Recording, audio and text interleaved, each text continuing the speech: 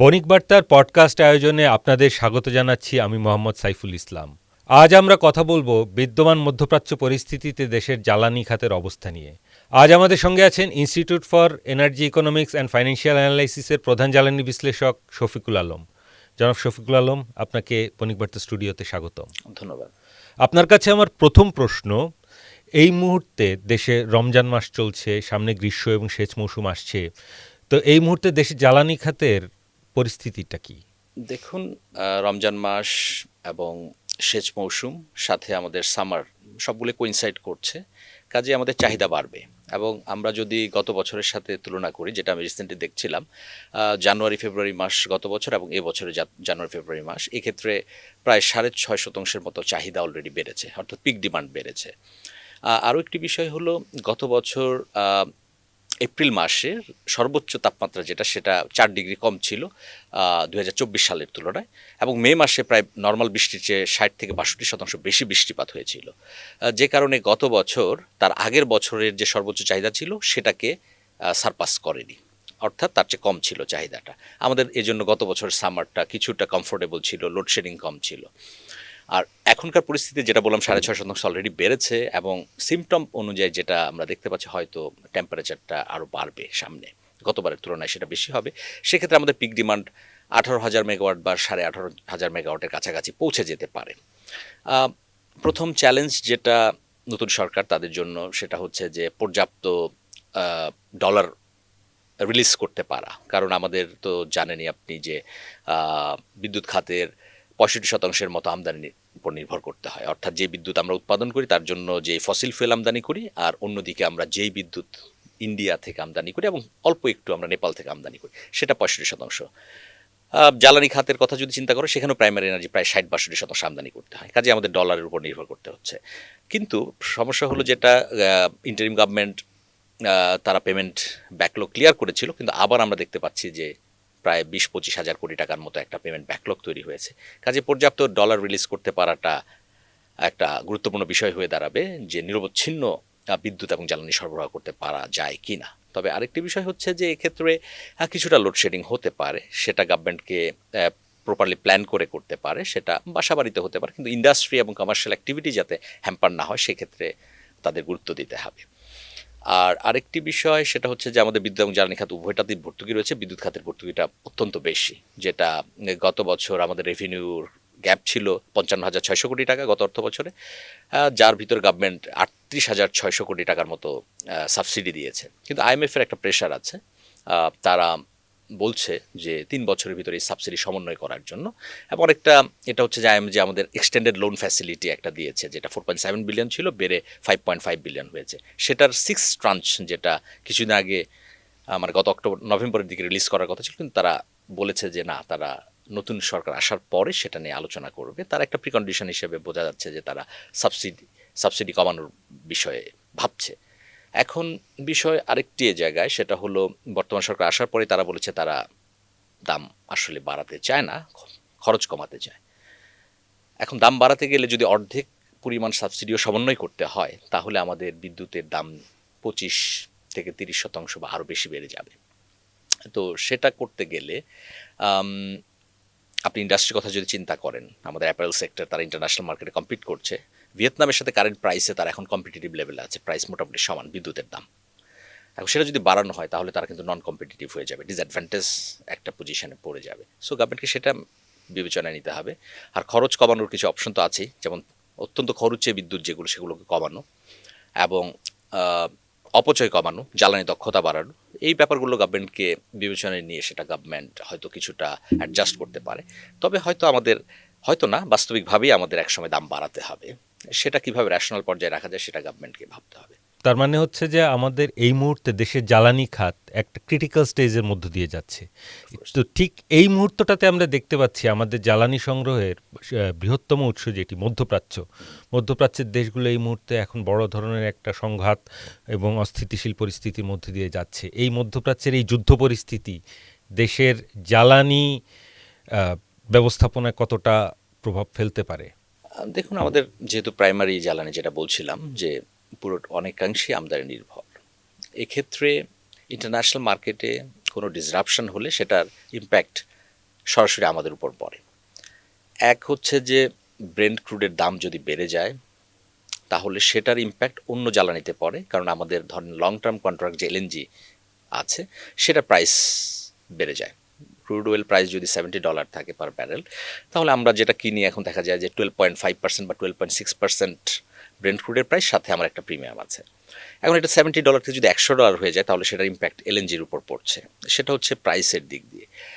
আর আরেকটি বিষয় হচ্ছে যে আপনার যদি কোনো কারণে ডেলিভার করতে না পারে তারা, তাহলে সেক্ষেত্রে কি হবে? সেক্ষেত্রে আমাদের অবভিয়াসলি লোডশেডিং বাড়বে এবং আমাদের গ্যাস সাপ্লাই রেশনিং করতে হবে। এবং সেটা আসলে অত্যন্ত মাত্রাতিরিক্ত পর্যায়ে চলে যেতে পারে, কারণ আমাদের যদি চাহিদা 18,000-18,500 মেগাওয়াটে পৌঁছে যায় তাহলেই আমাদের কয়েক হাজার মেগাওয়াট লোডশেডিং করতে হতে পারে অবস্থা বুঝে, কারণ যেহেতু পেমেন্ট ব্যাকলগ আছে অলরেডি। এই অবস্থায় যদি আমরা আমাদের যে বিদ্যুতের জন্য যে তেল আছে যেটা ফার্নেস অয়েল, সেটা যদি আমরা আমদানি করতে না পারি, অন্যদিকে আমাদের এলএনজি এখন প্রায় টোটাল গ্যাসের যে কনজাম্পশন হচ্ছে তার 30% মতো এলএনজি আমরা ব্যবহার করছি, এবং সেটা যদি আমরা না করতে পারি, এবং এটার একটা সিগনিফিক্যান্ট পার্ট হচ্ছে আপনার কাতার এবং ওমান।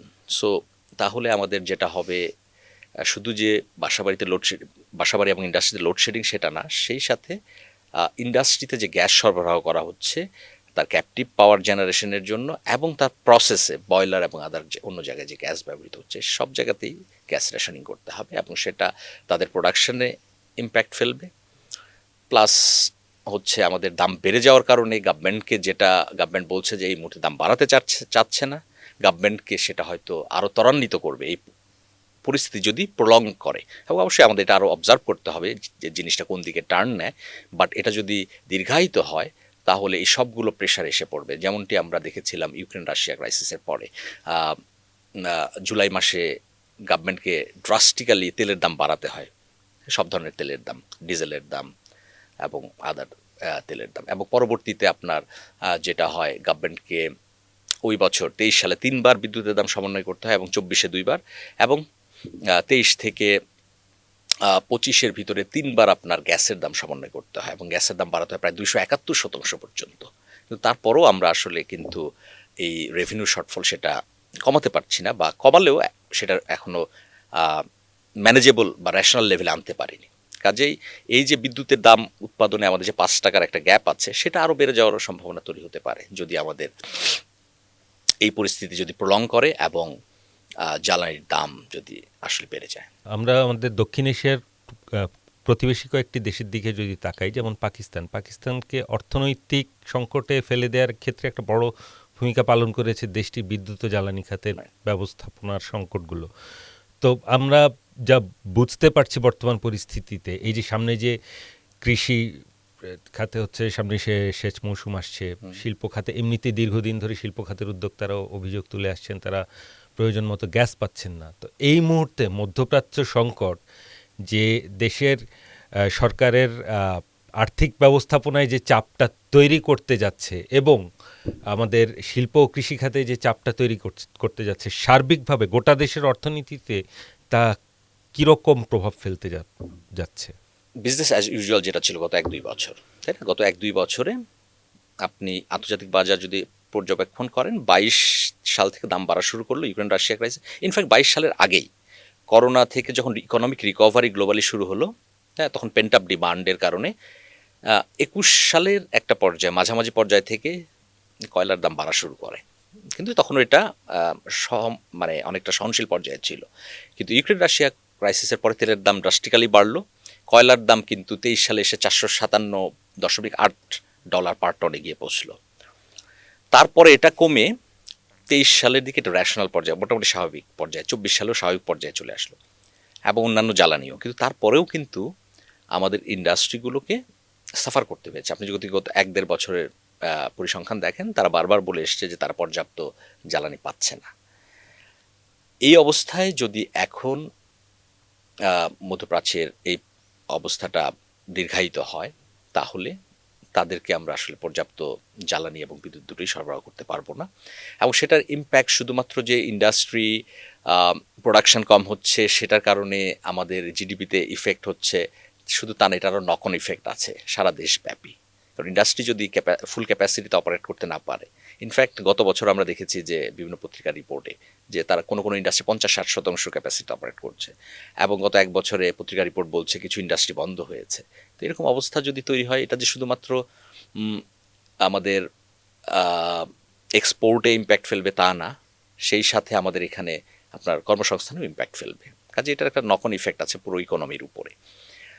তবে আরও একটি বিষয়, সেটা হচ্ছে যে গভর্নমেন্টের জন্য যেটা, এটা একটি বাড়তি বোঝা হয়ে দাঁড়িয়েছে অলরেডি বিদ্যুৎ খাত এবং জ্বালানি খাত। কারণ 55,000 কোটি টাকার উপর রেভিনিউ শর্টফল বিদ্যুৎ খাতে, সেই সাথে এলএনজির দাম, গ্যাসের দাম কয়েকবার বাড়ানোর পরেও, আমি যেটা ভেরি রিসেন্টলি দেখলাম গভর্নমেন্ট 100 দিনের পরিকল্পনা, সেখানে বলা হচ্ছে যে এলএনজিতে 6,000 কোটি টাকা তারা ভর্তুকি হিসেবে রেখেছে। সেখানে কিন্তু গ্যাসের দাম মাত্রাতিরিক্তভাবে বেড়েছে, হ্যাঁ 271% পর্যন্ত বেড়েছে, তারপরেও এটা করতে হয়েছে। কাজেই এমন পরিস্থিতিতে এটা গভর্নমেন্টের জন্য ম্যানেজ করা আসলে কঠিন হয়ে যাবে যদি এটা দীর্ঘায়িত হয়। এবং আরেকটি বিষয় হচ্ছে যে আমাদের এটা অবজার্ভ করতে হবে যেটা কোন দিকে টার্ন নিচ্ছে, সেটা তাহলে আমরা বলতে পারবো আসলে আরও ডিটেলস। কিন্তু এটা একটা অপরচুনিটি, ইউক্রেন রাশিয়া ক্রাইসিসের পরে যেমন অপরচুনিটি ছিল, এখন আবার আরেকটা অপরচুনিটি আমাদের জ্বালানি রূপান্তরের দিকে যাওয়ার। যেমনটি আপনি পাকিস্তানের কথা বলছিলেন, পাকিস্তানও অনেক সাফার করেছে, এবং সাফার করার পরে আপনি যদি গত 1-1.5 বছরের পরিস্থিতি লক্ষ্য করেন, তাহলে দেখতে পাবেন তারা যথেষ্ট পরিমাণ সোলার এনার্জি করতে পেরেছে, রুপটপ সোলারে যথেষ্ট বিনিয়োগ করেছে।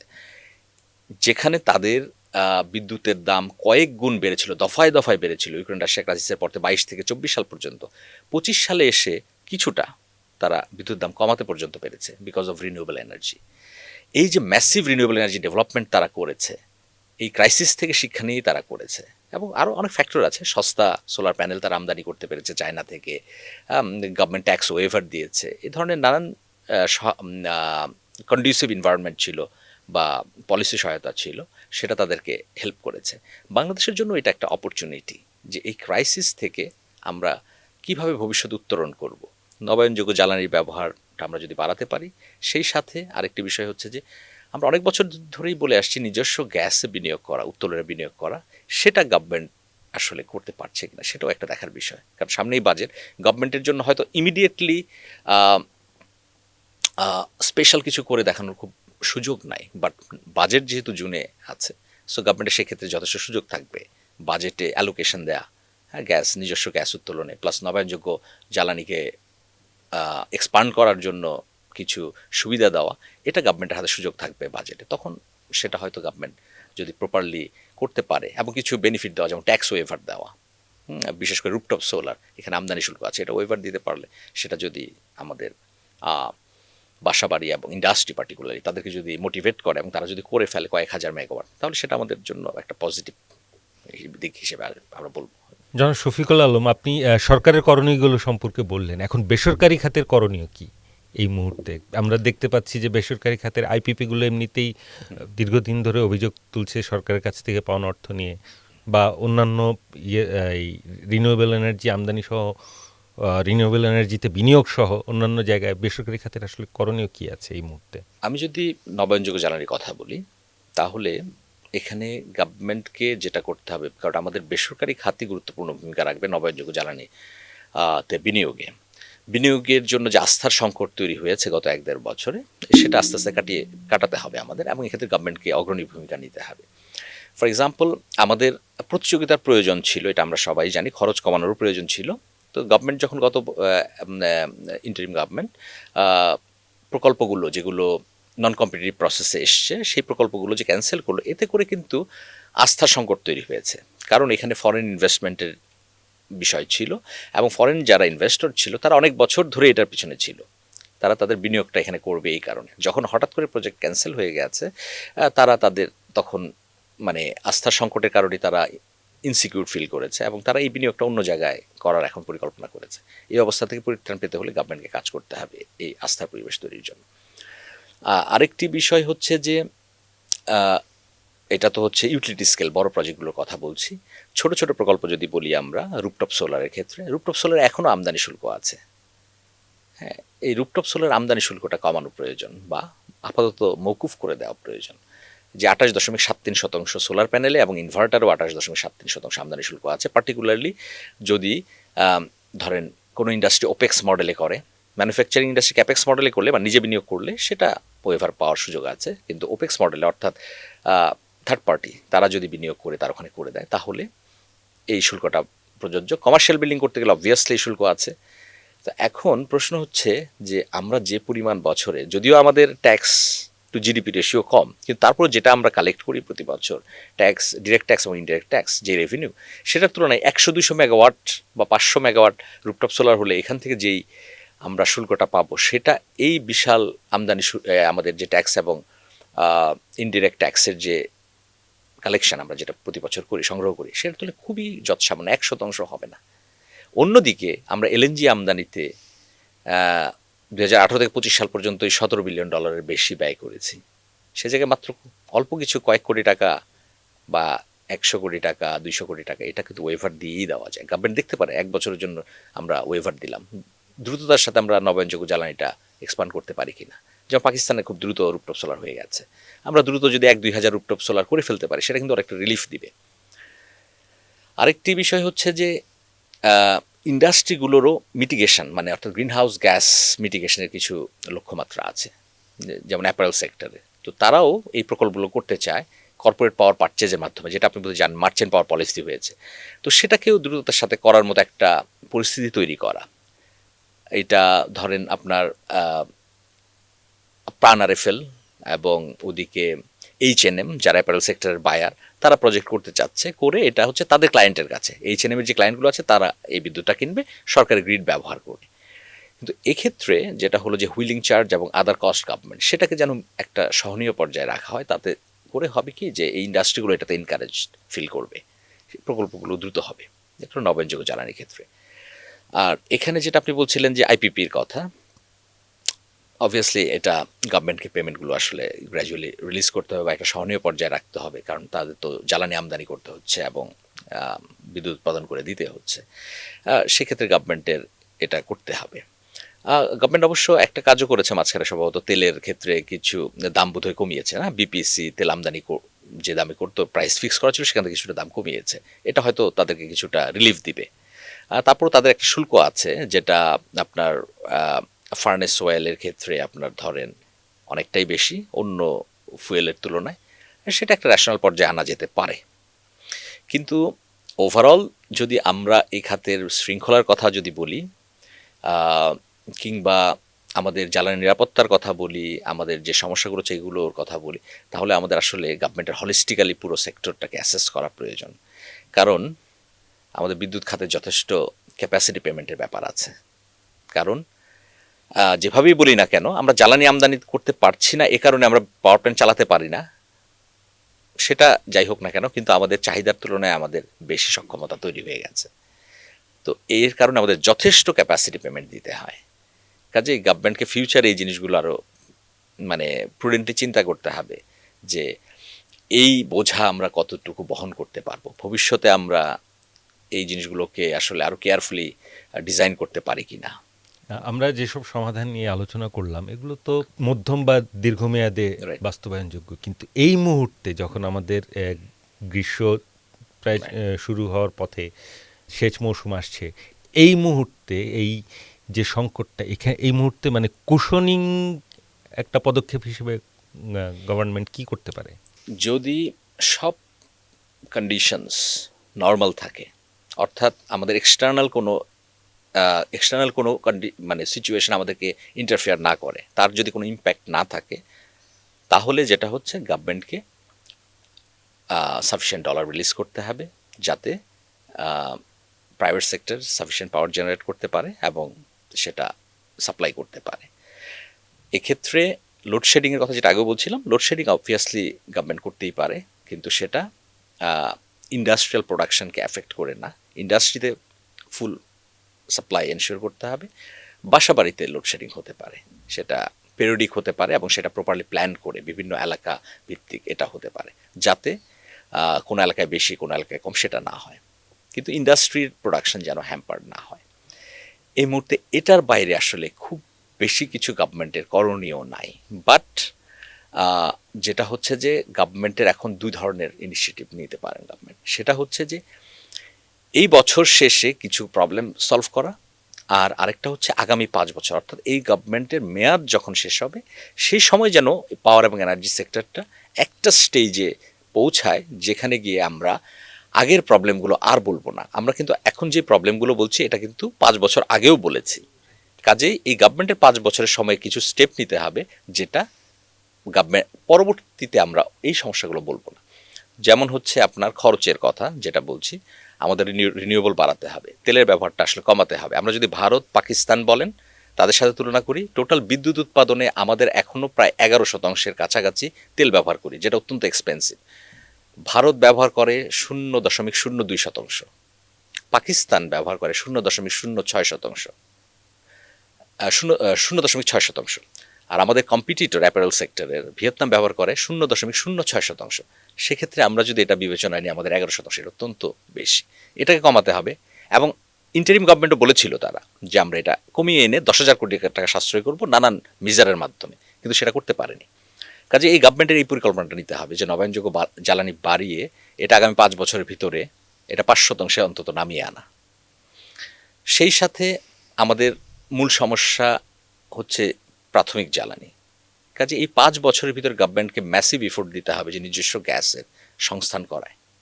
সেটা যদি তারা করতে পারে তাহলে আমরা কিছুটা রিলিফ পাবো, এবং প্যারালি রুপটপ সোলার বিভিন্ন ধরনের ইন্টারভেনশন প্রাইভেট সেক্টর করবে, হ্যাঁ, গ্রামে গঞ্জে বাসাবাড়িতেও হবে, ওভারঅল ইকোসিস্টেমে চেঞ্জ আসবে। পাকিস্তানে যেটা হয়েছে সেটা হচ্ছে 1 বছরে 17,000 মেগাওয়াট, আমাদের এখানে 1 বছরে 17,000 মেগাওয়াট হওয়ার মতো পরিস্থিতি নেই, কিন্তু আমাদের আগামী কয়েক বছরে আমরা 3-4 হাজার মেগাওয়াটের যদি সক্ষমতা তৈরি করতে পারি সেটাও আমাদের এখানে একটা সাফিসিয়েন্ট রিলিফ দিবে।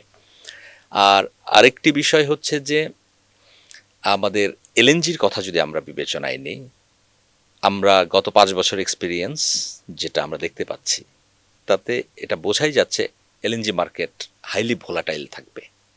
কাজেই এলএনজির উপর সিগনিফিকেন্ট নির্ভরশীলতা মানে হচ্ছে যে আমাদের জন্য আগামী কয়েক দশকের জন্য সিকিউরিটি কনসার্ন। কাজে সেদিকে যেন আমাদের খুব বেশি যেতে না হয় সেই পরিকল্পনাগুলো গভর্নমেন্ট আগামী 5 বছর মানে এই মেয়াদকালে এই ইনিশিয়েটিভগুলো নেওয়া। আর আরও একটি বিষয় আছে, আমরা যদি এনার্জি ট্রানজিশনের কথা বলি তাহলে ইন্ডাস্ট্রিগুলোর কথা যদি বিবেচনায় নিই, ইন্ডাস্ট্রিতে যে ইনএফিশিয়েন্টলি গ্যাস ব্যবহার হয় ক্যাপটিভ জেনারেটরে, সেটা কিন্তু একসময় দেওয়া হয়েছিল, বিদ্যুৎ সরবরাহ করা যাচ্ছিল না, যথেষ্ট ইনস্টল ক্যাপাসিটি ছিল না, সে কারণে। কিন্তু গ্র্যাজুয়ালি এটাকে আসলে এফিশিয়েন্ট করতে হবে, এফিসিয়েন্সি বাড়াতে হবে। অনেক ইন্ডাস্ট্রি বাড়িয়েছে, এতে কোনো দ্বিমত নাই, কিন্তু তারপরেও ওখানে সিগনিফিক্যান্ট গ্যাস অপচয় হয়।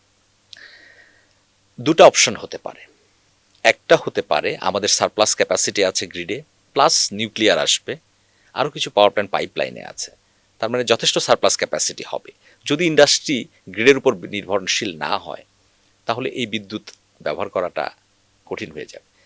সো যারা ক্যাপটিভ জেনারেটর ব্যবহার করছে তাদেরকে গ্রিডে এনকারেজ করা, যদি তারা ফুললি এফিশিয়েন্ট না হয়, কারণ এখন ক্যাপটিভ জেনারেটর 80% পর্যন্ত এফিসিয়েন্সিতে রান করা যায়, ওয়েস্টেড রিকভারি এবং আরও কিছু মেজার নিয়ে। এটা যারা করছে না তাদেরকে গ্রিডে এনকারেজ করা এবং সেই জন্য ফুললি রিলায়েবল গ্রিড প্রস্তুত করা।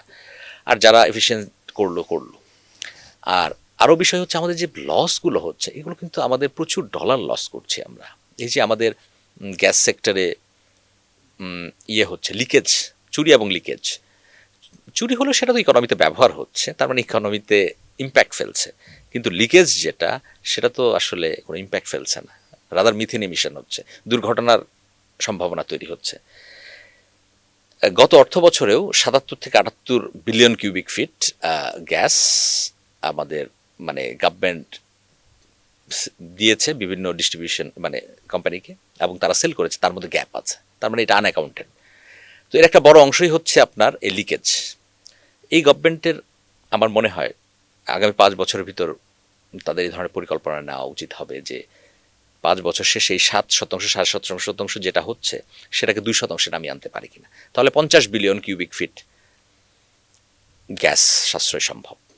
কাজেই আমাদের পরিকল্পনাগুলো আসলে নিতে হবে এমনভাবে যে আমরা গ্র্যাজুয়ালি আসলে যেন ওভারকাম করতে পারি। কিন্তু আমরা যদি গ্র্যাজুয়ালি ওভারকাম না করে দ্রুততার সাথে করতে চাই, ফর এক্সাম্পল আমরা চিন্তা করি আবার যে বিদ্যুতের সমস্যা ছিল, আমরা তখন চিন্তা করেছি পাওয়ার প্ল্যান্ট প্রচুর প্রয়োজন। এখন আমরা চিন্তা যদি করি এরকম যে আমাদের প্রাইমারি এনার্জির সমস্যা, ওকে আমরা প্রচুর এলএনজি ক্যাপাসিটি তৈরি করে ফেললাম, টার্মিনাল তৈরি করে ফেললাম, কিন্তু সেটা আমাদের কিন্তু পুরোপুরি সমস্যার সমাধান করতে পারবে না। কারণ আবার সেই ডলার ক্রাইসিস দেখা দিবে। আপনি যখন প্রচুর এলএনজি আমদানি করতে যাবেন, ডলার ক্রাইসিস দেখা দিবে। কোনো কারণে ইন্টারন্যাশনাল মার্কেটে যদি ডিসরাপশন তৈরি হয়, আপনি আমদানি করতে পারবেন না, কিংবা দাম বেড়ে যাবে। তো সব কিছু মিলিয়ে আমাদের যেটা প্রয়োজন একটি পরিকল্পনা, যেটা আমাদের সাধ্যের সাথে সামঞ্জস্যপূর্ণ। জনাব শফিকুল আলম, আপনাকে অনেক ধন্যবাদ আমাদের সঙ্গে যোগ দেওয়ার জন্য। প্রিয় দর্শক, আমরা প্রতিনিয়তই আপনাদের সামনে হাজির থাকব এমন নানা বিষয় নিয়ে। আমাদের সঙ্গে থাকুন, চোখ রাখুন বণিক বার্তার ইউটিউব চ্যানেল ও ফেসবুক পেজে। ধন্যবাদ।